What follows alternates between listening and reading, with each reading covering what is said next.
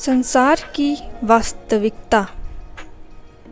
मैंने सुना है राजा इब्राहिम जब प्रातःकाल राज दरबार में आए और अपने राज सिंहासन पर विराजित हुए तो द्वारपालों ने कहा, महाराज, फ़कीर जैसा एक पागल व्यक्ति महल के बाहर दालान में रुक गया है।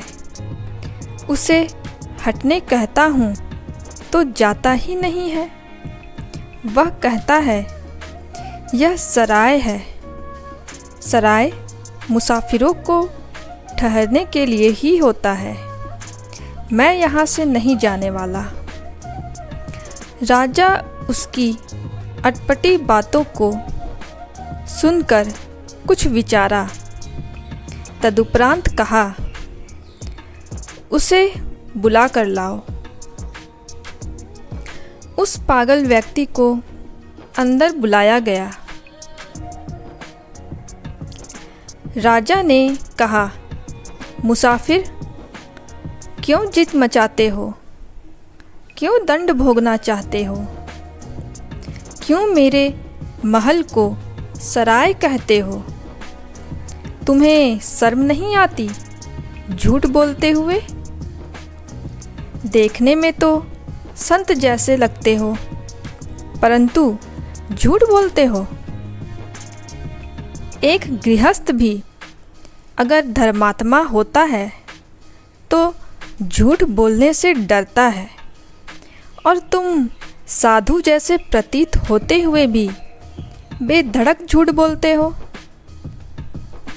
फ़कीर ने कहा, मैं झूठ नहीं बोलता, यह सराय ही है। राजा चिल्लाया, तुम कैसी बातें कर रहे हो? यह सराय कैसे है? यह तो मेरा महल है, राजमहल। फ़कीर ने कहा, इसके पहले यह राजमहल किसका था? राजा ने कहा, मेरे पिताजी का था। अच्छा, अब तुम्हारे पिताजी कहाँ हैं? वे तो जा चुके हैं। अच्छा, उसके पहले यह महल किसका था और वे अब कहाँ हैं? इसके पहले यह महल मेरे पितामह का था और अब वे भी जा चुके हैं। संत ने कहा, मैं यही तो पूछ रहा हूँ कि जहाँ आया जाया जाता हो और कुछ दिन ठहरकर फिर चल दिया जाता हो, उसे क्या कहा जाता है? राजा सोच में पड़ गया। उसने कहा, उसे तो सराय ही कहते हैं। पुनः उसने पूछा, जब तुम चले जाओगे तो फिर यह महल किसका होगा? राजा ने कहा, मेरे बेटों का होगा। संत ने कहा, मैं यही तो कहता हूँ कि इस घर में लोग आते हैं, कुछ दिन ठहरते हैं और फिर चले जाते हैं। सराय में भी यही तो होता है। तो तू मेरा मेरा क्यों कर रहा है? मैं मेरा करके सिर क्यों फोड़े जा रहा है?